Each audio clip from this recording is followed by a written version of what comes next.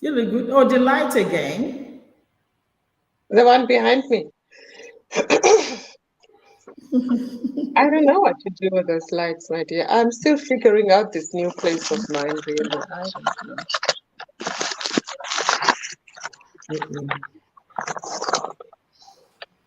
Oh,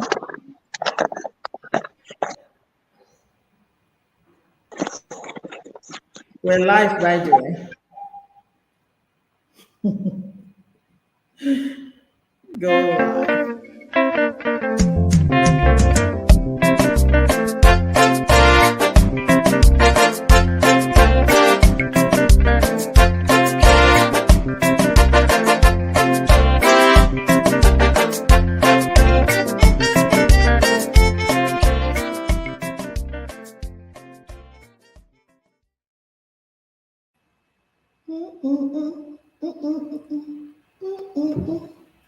Hello, hello, everybody. Friends, family, follower, well wishers, acquaintances. Good to see you, and how is everyone doing? Miss Greatness, let me say hello to you. Hi. First of all, we don't see as often as we usually would do, but now you're very scarce. You're becoming a scarce commodity. Is that me? Yeah, you. I know. You dump us here. Melbourne is extremely cold. I don't know. Extremely, extremely cold. Like this, Yeah. I actually feel the coldness. How's your Yes, end? it is. It is. It's cold. I was there over the weekend. I came back last night, so You came to it, Melbourne. I was there, and it was really cold. I believe It it. was really cold. So I know what you're talking about. Wow. But it's Yeah. equally cold here. But today we had a nice warm weather, though. It wasn't very, it wasn't that extreme today. It's still cold today. It's cold every day. Mm, But how have you been? Did you travel down here? I did, yeah. Good on you. Good I on you. traveled and yeah, did what I had to do and came back up. I'll probably come down on Friday again. Hope to see you when you come down next time. Okay. Well, we must recognize that Heidi, we miss Heidi. We miss Heidi. But Heidi traveled, we all know she was away. Yeah. And even then she's not feeling too great either. So we just pray that this our firebrand girl get better quickly and come Yeah. We need and, her. and come back home. We miss Yeah, you. we need her. And also, I'm enjoying my new job. Did I tell you about Oh, my? let me hear. You got a promotion, did you? I got a promotion.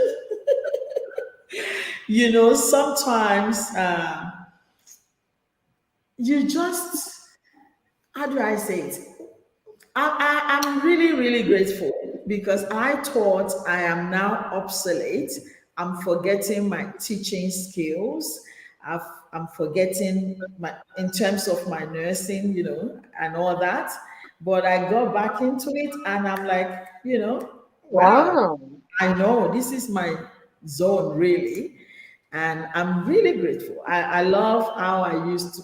I remember how I used to love teaching and Yeah. coming back to it, and it just comes back like really, really grateful. Sometimes you Wow. don't know what you're capable of doing, or you forget your worth until you Yeah. get into. If you're given the opportunity, and then you discover that I'm actually really still good at this. So I'm grateful. That's where I am now. And this is when I know I'm juggling, really juggling.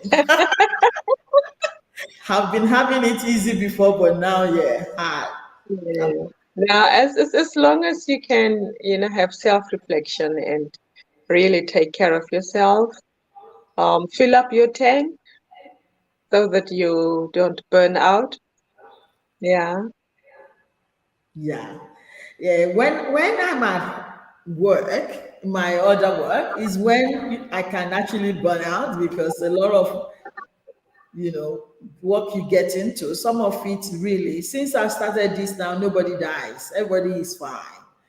And now I'm just flange, so to say, relaxing, having break, do whatever I like.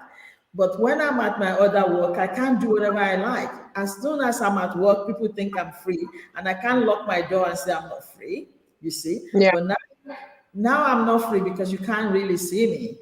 I'm in Yeah. this. So yeah, how about you? Tell us what's been happening at your end with your work. You've been changing lives. People have been getting healing. Yeah. Yeah. Absolutely. Absolutely. It's you know, um, we talk about cases, but you sit at a place where you actually see the emotions of the case. You see the person, not even behind the case, but in front of the case, right in front of you, and it's families, it's everything that can really break your heart, in terms of what families are going through and how cruel people actually are towards others, Wow. Uh, so it's really heartbreaking, and supporting somebody through that trauma, after, you know, 3 months, after a few sessions, 4 sessions, 6 sessions, 12 sessions, some people are receiving support, counseling for, over a year. And you can't let the person go, because you also see that the person really needs this healing. So It's been playing some role. so yeah, some people stay on, to until they are able to move on with life, or until we realize, there's a different service that needs to come in here. Because when we identify a specialized area, we kind of make a onward referral to that area, for instance, so that you can go and receive that support there. So yeah, that's just how it is. And I tell you, it's as I said the other day, the day just starts, and before you know it, you've got to pick up and go. The day ends. And sometimes the day ends, and you still think about this one person, whom you still need to, do a few things for. Otherwise, you know the trauma they're going through, unless you work on that one aspect that you probably would have. And sometimes it depends on other services for you to achieve some result. And yeah, it really feels. Sometimes I come home and I think I, did not do well for that one client, for instance, But I'm it's sure. not because I did not do my part. It's because, as I say, sometimes we work as a unit with other services, excuse me, in order to achieve results. And if for instance the legal person is still working on what they need to do for, say for instance, the family dispute resolution, then I can't, come in and try and push, because the process has to, take its course. You can't jump the gun, particularly not with legal issues and so on. I guess once you prepare your client for the process, then they know. So they're Yeah, not anxious and scared and worried because you already prepared them. A lot of times, all this legal issue has to take its sequence time, and you can't do anything about it. But I tell you, Liz, I think you are one of those people that listen that's got patience, that cares. So you are a valuable candidate, and they need a lot of people. And you're not coming with defense or with your own anger, or sometimes you could have issue and then you take on other people's issue and to project yours on them. But you're That's coming right. plain, you're coming clean, and you're coming just to serve and to help. So I believe at work they know that you are a good candidate for the position. We need more of you, people that cares. Not everybody cares. People are at work for money. They are at work for one reason or the other.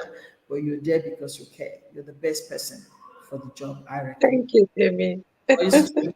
It's true. Not a lot of people can do it.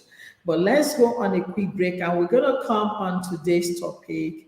If you're there, last week we talked about codependency and interdependency. When we thought we're not going to leave you like an orphan, not caring, not closing the gap, because there is a way to manage this. Whether you're the one giving giving the care, or you are the one that is receiving it, there's something behind it. Let's go on a quick break and come back and talk about that. Be back.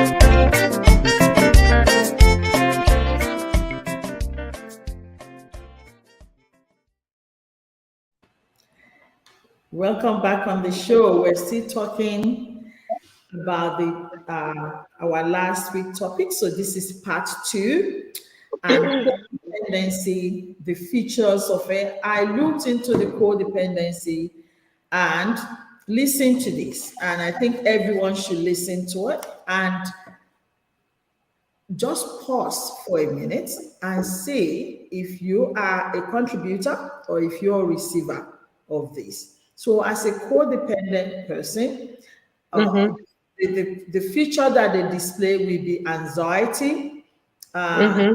present in terms of depression, and they need control. They don't trust as such. They could be easily frustrated. They could be angry. There's a need for an approval. They just need you to approve them or approve whatever they do. Well, I'm doing this, don't you say it? They lack boundary management. They don't know how to put a boundary into things. So, for example, some of your clients you're looking after, they're your clients, right? They're not your friends, but they could That's right. call you at 1 o'clock in the morning, want to talk to you. It's outside work. In as much as I care and I want to support you, but you can't be called, but they don't know. Fear of abandonment, like in terms of relationship as well, husband and wife, or wife and husband, you don't want to leave this person, or this person is going to leave me and I want to die if person leaves me. It's okay. And they usually victim of abuse. So it's making sense. If you're a victim of Mm-hmm. abuse, now you can't trust anybody. Now you're scared somebody is going to abuse you and abandon you, and you're worried about it and you're angry about it because it reminds you of the past history. They worry about the consequence of leaving you. If you leave me, maybe I'm not going to be able to live by myself, or I can't live a life and things will fall apart and all these things. And like what we read last week, what we said last week is that the identity is a match with your identity. So now, if Liz goes in my life, I'm not going to be Temi again. I'm going to be half. It's like my better half is gone. However, you are an entity on your own too. You're human, and the sense of purpose is finished. Whatever purpose they find in entangling with you, they think they cannot be human beings. They don't have any sense of purpose because they piggyback on you to live, uh, Yeah. and they and they just want things to be the way it was. Nothing must move, nothing must change. But we all know that the only thing that is constant in life is change. Anything can change. We just pray, Mm-hmm. but things can change very, very drastically. So those are the features. And I'm looking at, When we talk about anger, abuse, manipulative, uh, somebody says, please, they love you so much, they can't do without you, you are so much in my life. But then they go behind you and cut you in the back or shot you in the foot. How does that work? They're so paranoid and so unwell. So what I see, I'm sure it's quite obvious that this person in this situation, one person is really unwell. You're Hmm. really unwell. What do we need to do? That's what I figure with codependency. But dependency, interdependency is when we're mutually, you were in Melbourne last week. I didn't even know. If I'm codependent on you, I will be very frustrated because you came to Melbourne. Don't you know you have to see me? We're not friends. You don't like me anymore. Those kind of a thing. But no, we mutually understand where we are at. And I understand why you came to Melbourne. And I understand why you have to do this sharp, sharp, sharp. You know, and I appreciate that. But if you're in this situation, then you don't appreciate it. You don't understand it. Please, Hmm. I just find that this is quite unhealthy. It's unhealthy relationship. Impact on the other one, it's straining, it's draining, whatever. Yeah, you're absolutely right, Temi. It is unhealthy, and you know, I really just want to put it out to our listeners that if you discover something about these different topics that we are talking about, come on board, talk to us, share your side of understanding Yeah. or perception or knowledge, so that we can learn together, because we are simply putting these things out there because these things are life changing. It can really improve your life, in the right direction, so that we can be the person that we want to be, all of us, and live a better life. These things affect relationships, and we are simply, um, is it creatures of relationships.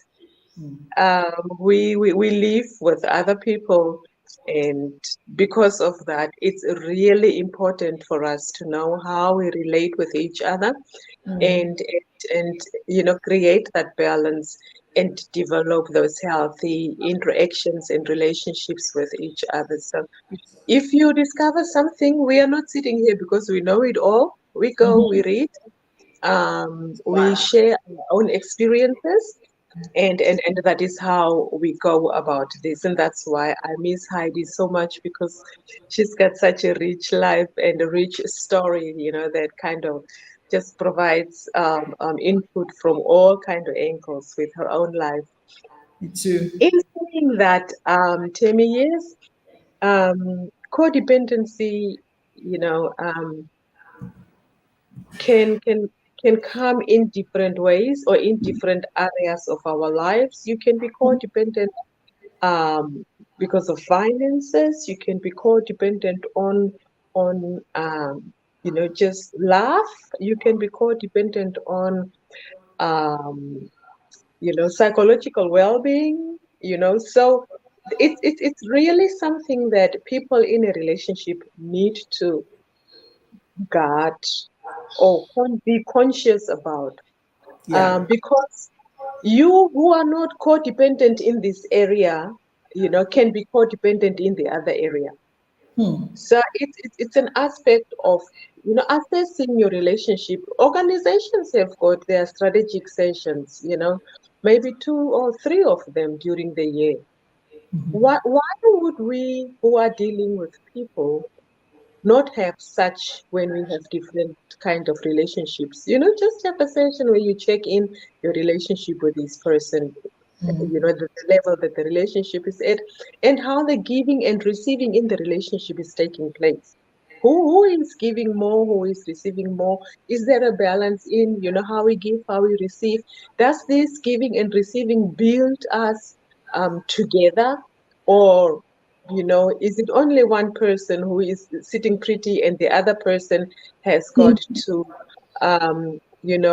cut on their own responsibilities, put this relationship ahead of everything else that they had to do and run after you because all of a sudden you need that support. These things need to be assessed um, from both angles, the one that gives, the one that receives, so that together you build a healthy relationship that has got a healthy balance for the purpose that you are together for. I think that's what I'm gonna say at this point. Sometimes also you think you are helping, but you're enabling. And Mm-hmm. this is where the fine line is. You don't know when you're enabling it, and you don't know when the person really require the help. It's really, really hard. I've figured it's very hard because I've been in this situation with some of my friends. I haven't got a lot, maybe one or two that is deep. Mm. But I never picked it up on time. I Yeah, just, because the person that is depending as well, we present as if they value this relationship, and they value your time, and your person, and then you think if you giving it, you're adding value, or you're adding values to them. So it's very hard to know you are not adding values. But what I do sometimes is I use like a litmus paper. I always use my litmus paper to try and to see this friendship. So, I had somebody in my life once that would call me for every of our children's birthday. I don't even do my own children's birthday. My children did their birthday themselves. I think I did one or two all my life. When they were little to age 5, I was doing it in Nigeria. When I came here, I did one or two. But you are doing your children, like 5 of them, you're doing it every year, every year. And if I'm not there, it's like the whole world is coming down. Even if my husband is there, you still want me. Then I'm thinking there's something wrong. You really don't want me. This is not right. And so when I pull back and observe what you're going to do, and I see the anger, like seriously, I see the anger, I see the tension, I see the frustration. Like this is not healthy. So this is a way to try and that's test your right. friends, to know Mm. if they really want you or if they just want to abuse you for one reason or the other. If you have to travel for 7 year birthday, 7 year birthday, you have to travel 2 hours, and next year they're going to do 8 year birthday. Are you kidding me? So there's something not right. You discover, and when you pull back, you see the behavior. That's when you know that no, this is not right. Like what you said, Mm. is one person just giving, and what are you giving back? That's how you test if you are really in a healthy relationship. And you talk about financial and psychological effect of it as well. How do you manage this? We go on a break and we'll be back.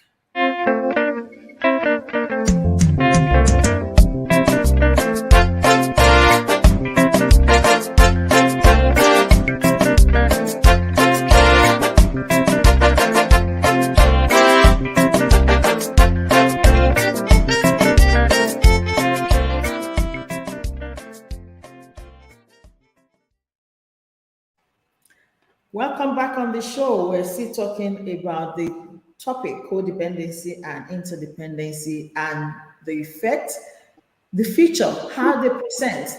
Do they mask as if you're important? Their life is going to fall apart without you. How is it masking to you? But we've talked about these features and we've seen a whole lot of it. And sometimes people can be conscious or unconscious in Yeah, this situation. And Liz was talking about psychological. Are you in a relationship because you're benefiting psychologically? Are you in a relationship because you're benefiting financially? Are you in a relationship because you're benefiting socially? What is it? I think these are not that bad to manage, Liz. I don't think it's bad to manage. If somebody, because if you're in that relationship, you're actually giving your power, Mm. you're devaluing your being, that you're Yeah. worth. So if I'm in a relationship for financial, does it mean I can't do anything to make a living myself? Look, yeah, before we even get there, Temi, can I get back to the aspect of enabling and versus helping?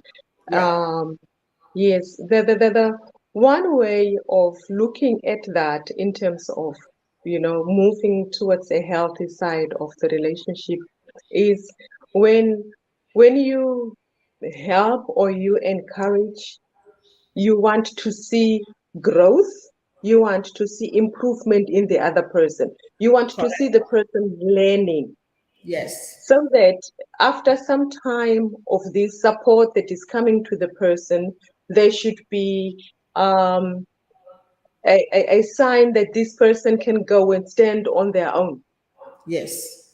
That's That's it. that's that's when you are really encouraging the person, you are helping the person to grow. Yeah. But if what you are doing creates more dependency on you, then it means you are enabling a behavior that's on the other side. And that's where you can see the difference.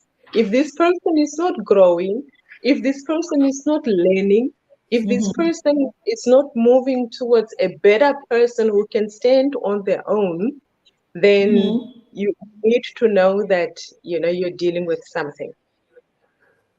So Wow, that's that's that's true. also one of the, yeah, aspects that can really help in terms of making that assessment. Talking about psychologically and emotionally and how to determine those, or whether people are really there because um, they can't Benefit. make it financially. Yeah. I want to say, Timmy, that sometimes we need to assess our need to be needed. Say that again. Sometimes we need to assess our own need to be needed, Right. because remember, codependency um, is easy to creep in with people who are helpers. Like we are in the help industry, Yeah. but we need to know why we are there. Right. Is it because I derive my sense of value from the contribution that I'm making to the other person in the relationship? Is that the reason? Or Right. am I genuinely here because I really want to help this person grow? I really want to see this person, becoming an individual who can go ahead and equally contribute towards the GDP of the country. Yeah. But Yeah. if, I am simply there to work on or enhance my need to be needed to respond to that, then that's where you can also see that I also have a codependent tendency, me the helper, because I'm That's here. right. Yes, because I'm here. um, I derive my value from how you respond to my need. I mean, to my help. But I like that. Most of the times, these people are actually not valuing, and they will give you an indication that they're not valuing it. You will see some lack of respect, but you Mm, dis- I know in my case, I see some lack of respect, but I dismiss them. So this is, I guess it's different from when you are with a friend, a girlfriend, or you are in a relationship with a opposite mm, relationship, like in terms of partner. So I, from what I learned is when you discovered that that person is disrespectful of you, that person is not growing because they're not growing in any way in their lives, and you're investing. So That's I will right. tell you an example. I have a person I did the Australian business registration for ABN. I register your ABN. I open a Facebook. I take a photo of your items to help you to put on Facebook. I registered you with, I did everything to make you grow.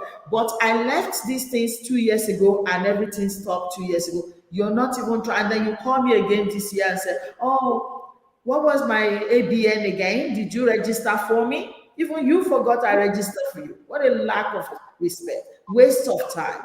You don't want to grow, you just want to waste it. So you will discover these things. And this is when you say to that person, now I'm carrying you like a baby. So let us put this in a client, officer relationship, because Mm-hmm. we're not friends now. Yeah.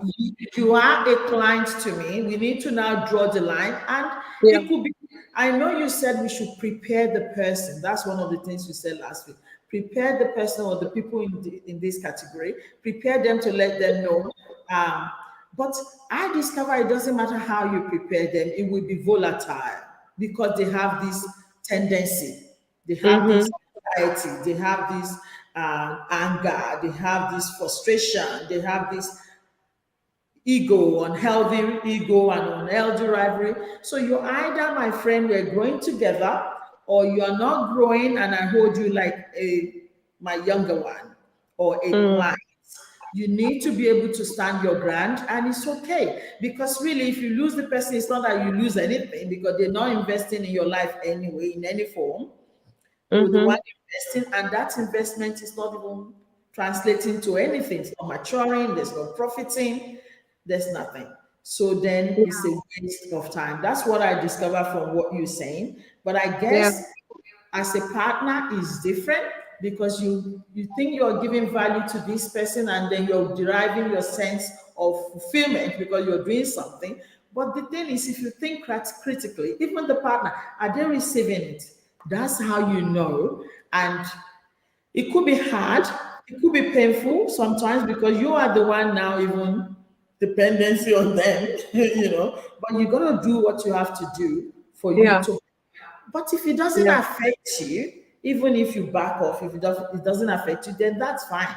But if That's it right. affects you, that's what I'm trying to get from your point. Well, you have to know as a person. That's why as I said, when you assess your need to be needed, you will know what your self-worth is. Uh-huh. I am not who I am because of the number of people I help. You know, Yeah, I am who I am because of who I am, and I'm okay with that. I've got my flaws, and I'm okay with that. I'm not coming here as, Mrs. Have it all and know it all, and yeah, no. yeah. I am coming here with my flaws, but just here to equally just do my little bit. And I hope that you receive that little bit that I'm giving you, from the place that it comes from. Whether you receive it or you don't, it doesn't break who and what I am. I That's will good. go and continue with the next person that I have to support. That's good. Yeah. So That's my good. my my my support, my level of support and engagement and name them, it doesn't break because somebody all of a sudden feels, you know, Liz doesn't know what she's doing. Or you are throwing it back in my face or whatever. That's all right. I'll see. Do you need this? If you don't, it's okay. We will move on and support the Good. other people who need that. It doesn't break my self-worth. I mean, it's good to know that you are growing. We thank God for that, and we move on. Exactly. I like that. So then you are healthy in that case. Yes. You are actually healthy. You're managing yourself. So because Mm-hmm. we talked about addictive behavior, people that are in codependency relationship is like an addictive behavior. So even when you're taking cigarette and you're addicted to cigarette, when we withdraw the cigarette or the drug, whatever, you have the withdrawal syndrome. You withdraw, and Yeah, how do we manage that? Sometimes we might titrate your medication. You might give it titrate, takes one cigarette once, not cold turkey. Sometimes it has to be yeah, cold turkey. We just cut it off and we replace it with another behavior. So if your mhm, eye, you haven't got anything in your life depends on Liz, but Liz is now in the New South Wales, but and she's moving on and she's growing. Be happy. These are the kind of therapy you put in place. Be happy for Liz, and now look inward and look at yourself. What can you do by that's yourself, right. for yourself, to make you Mhm, stable in life? Find help, find therapy. You don't need to keep looking for friends, because if you look for another friends, they might go too, because you have tendency to be stagnant anyway. So it mhm, doesn't matter what sort of friend you have. They're gonna grow, they're still gonna go leave. It's like your children. They will grow and then they will leave you. What do you do then? Find your hands something to do. I do that's hands right. is what devil find work for. Do a course, do a traineeship, volunteer, join a club, Rotary Yeah, Club. We are looking for some people to help us to actualize the events that we have. I'm part of RAM, Rotarians Against Malaria.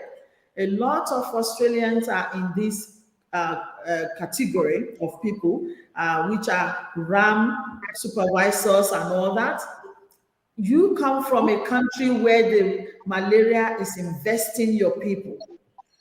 Can you volunteer time to, talk about it, go to club, give, flyers to people, go and work in Vanuatu, go to Africa, go and volunteer.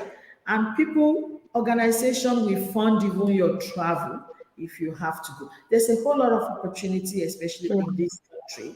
That's what I want to us to highlight, that people can get root pegged themselves in a lot of avenue where they can make a meaningful contribution to the that's land. right. Because when you're That's right. too idle, that's where you're thinking, oh, Liz did not greet me. Liz did not call me. Somebody did not chat to me, because you're less busy. When you're tired, you just want a cup of tea and sleep. And pray that Liz doesn't call you today, because you can't talk to Liz today. But you know what I mean?